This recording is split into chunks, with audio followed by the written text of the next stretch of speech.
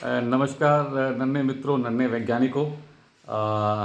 आशा करता हूँ कि आप सभी लोग पूरे उत्साह के साथ होंगे और जो अभी तक हमने पढ़ा दहन और ज्वाला के बारे में, उसे आपने भली भांति ग्रहण किया होगा। हमारा पूरा प्रयास है कि हम आप तक सही जानकारी और अच्छी जानकारी आप तक पहुँचाएँ। और ये जो अभियान है, आप जानते हैं, राष्ट्रीय आविष्कार अभियान एक भारत श्रेष्ठ भारत के अंतर्गत भारतीय प्रौद्योगिकी संस्थान इंदौर द्वारा आयोजित है। और मैं डॉक्टर इसके लिए प्रोफेसर मृगेंद्र दुबे जी का हृदय से आभार व्यक्त करता हूँ कि उन्हीं के साथ हमने ये प्लान किया और हमें एक मौका मिला। तो हम चलिए इसमें हम सीखते हैं आगे का जो हमारा प्रयोग है। तो जो हमने पढ़ा उसके लिए हम कुछ डू इट योर सेल्फ अपने आप करके सीखें। एक नन्हे वैज्ञानिकों को प्रोत्साहित करने के लिए हम छोटा सा एक्सपेरिमेंट हम यहाँ करेंगे। इन सारे एक्सपेरिमेंट को आप भी स्वयं कर सकते हैं अपने घर पर, लेकिन शर्त एक ही है कि आपको अपने माता पिता की प्रेजेंस में या शिक्षक के प्रेजेंस में या किसी बड़े भाई बहन जो विज्ञान की शिक्षा ले चुके हैं, स्नातक या परास्नातक या शोध कार्य के तौर पर, उन्हीं की उपस्थिति में ये आप प्रयोग करेंगे। अकेले मित्रों के साथ आपको ये प्रयोग कतई नहीं ट्राई करना है। तो चलिए, दहन और ज्वाला का जो रोचक विषय है उसके लिए हमने चुना है। आपके लिए आपको चाहिएगा सबसे पहले ये, आप सब बता सकते हैं क्या है ये? जी हाँ, आपने सही कहा, ये है माचिस। माचिस जिसे बोलते हैं माचिस, मैच बॉक्स, जिसके अंदर बज रही हैं माचिस की तीलियाँ।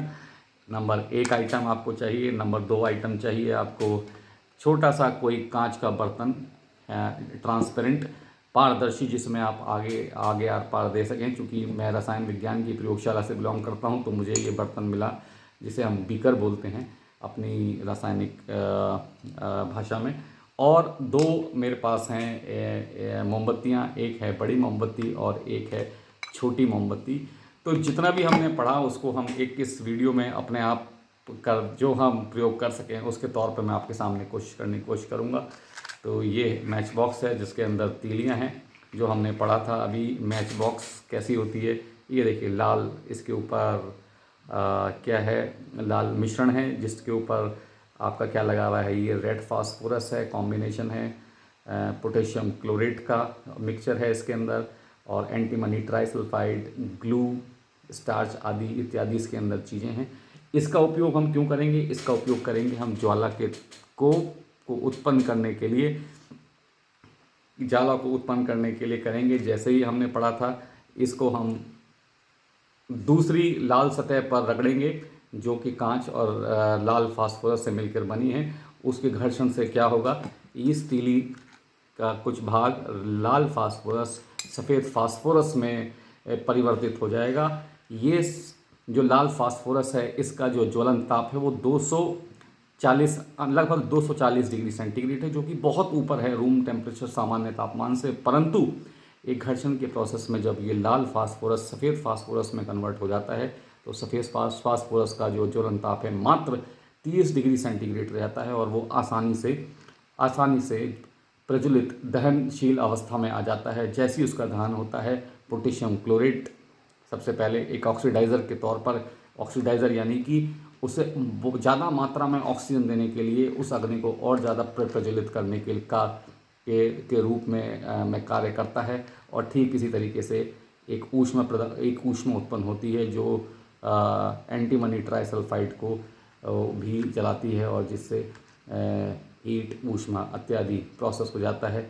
और इसके ऊपर लगी हुई ग्लू धीरे धीरे और जो स्टार्च है और वैक्सी मटेरियल है, वो आगे की तरफ धीरे धीरे जब हम जलाते हैं तो वाष्प के तौर पे आगे बढ़ता जाता है। और जैसे जैसे वो आगे बढ़ता जाता है, माचिस की तीली आपने देखा है स्वतः ही आगे की ओर जलना स्टार्ट कर देती है। ये सारा का सारा अभी हम देखते हैं। ये देखिए,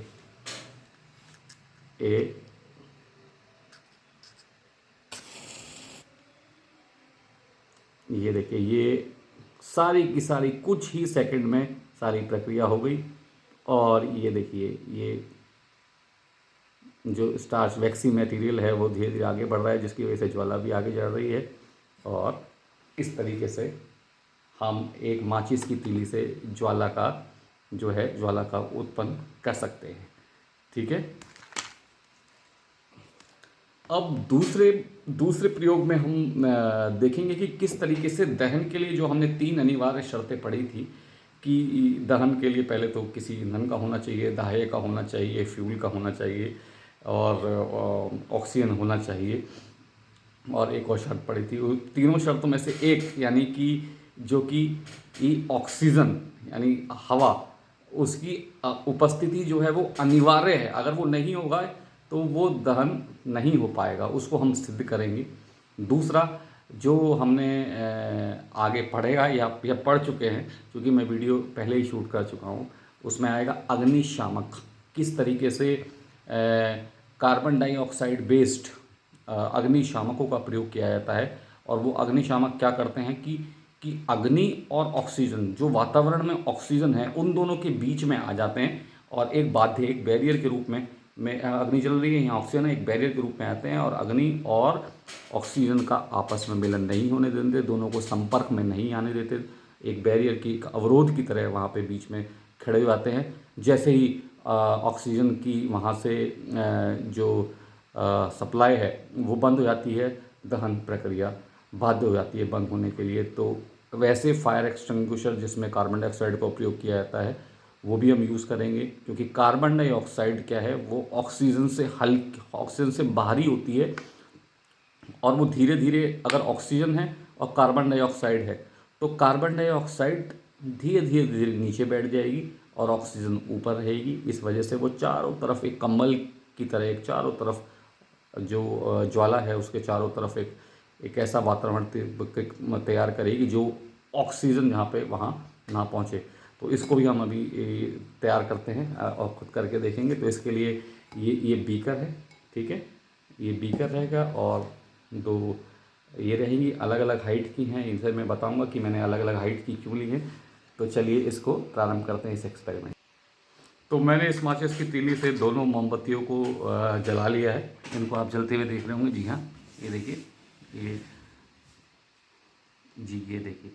तो अब प्रश्न ये है कि दो इसमें, इस एक्सपेरिमेंट से दो हमारे तथ्य सिद्ध होंगे। सबसे पहले मैं क्या कर रहा हूँ, आपके इसके ऊपर ऑक्सीजन की जो जो सप्लाई है उसको मैं बंद कर रहा हूँ, कट कर रहा हूँ। एक जो अनिवार्य शर्त है जिससे दहन रुक जाए, पहले तो उसे मैं करके देखूंगा। और दूसरा क्वेश्चन ये है कि इन दोनों में से कौन सी मोमबत्ती पहले बंद होगी, वो हमारा काम आएगा, इस्तेमाल आएगा अग्निशामक में, जो कार्बन डाइऑक्साइड बेस। ये तो देखिए बीकर मैंने लिया और इसको ऊपर इसके रख दिया। ये देखिए, दोनों ही मोमबत्तियां अभी तक जल रही हैं क्योंकि इसके अंदर कुछ ऑक्सीजन थी। ये देखिए, पहले मोमबत्ती कौन सी बुझी, बड़े वाली, क्योंकि ऊपर से जली उसने ऑक्सीजन को, अब जल गई, बंद हो गई दूसरी वाली। तो ऐसा क्यों हुआ, ये ऐसा इसलिए हुआ, थोड़ी देर इसलिए जलती रही क्योंकि इस बीकर के अंदर का कुछ आयतन है, कुछ वॉल्यूम है जिसके अंदर ऑक्सीजन मौजूद थी। तो दहन तब तक होता रहा जब तक ऑक्सीजन उसके अंदर मौजूद थी। जैसे ही ऊपरी वातावरण में से, बीकर के ऊपरी वातावरण में से ऑक्सीजन दहन की प्रक्रिया में इस्तेमाल होनी आरंभ हुई और वहाँ कार्बन डाइऑक्साइड की मात्रा बढ़ी। तो कार्बन डाइऑक्साइड ने ऊपर से, चूंकि कार्बन डाइऑक्साइड ऑक्सीजन से बाहरी है, उसने धीरे धीरे धीरे धीरे ग्रेविटी की वजह से, गुरुत्वाकर्षण की वजह से नीचे आना प्रारंभ किया। जैसे ही वो पहले बाती, बड़ी मोमबत्ती की बाती पर पहुंची, उसने वहाँ आकर सारी की सारी ऑक्सीजन सप्लाई को बंद कर दिया और पहली वाली जो मोमबत्ती है वो, उसका दहन बंद हो गया। उसके बाद नीचे वाली मोमबत्ती तक अभी भी कार्बन डाइऑक्साइड नहीं पहुंची है, उसके पास कुछ ऑक्सीजन अभी भी थी, तो वो जलती रही। और धीरे धीरे धीरे धीरे धीरे जैसे ऑक्सीजन ख़त्म हुई और कार्बन डाइऑक्साइड की मात्रा बढ़ी, तो जो कार्बन डाइऑक्साइड है उसने नीचे की ओर चलना प्रारंभ किया और धीरे धीरे उसने वहाँ पहुँच भी क्या किया, दहन में बाध्य उत्पन्न किया। कैसे, ऑक्सीजन की मात्रा को वहाँ से हटा दिया, पूरा कट ऑफ कर दिया, और ठीक इसी तरीके से दहन जो है वो बंद हो गया। और इसमें अगर हम देखेंगे तो अदहनशील तत्व भी इसके अंदर मौजूद हैं जो काले रंग के हैं। तो आशा करते हैं कि आपको ये जो एक्सपेरिमेंट हैं वो पसंद आए होंगे। और इसी तरह की रुचि आप इन्हीं प्रयोगों को खुद भी कर सकते हैं, और रुचिकर एक्सपेरिमेंट और समझने के लिए आप मेरे से या IIT इंदौर से किसी से भी संपर्क कर सकते हैं। आशा करता हूँ आपको ये प्रयोग समझ में आया होगा। धन्यवाद।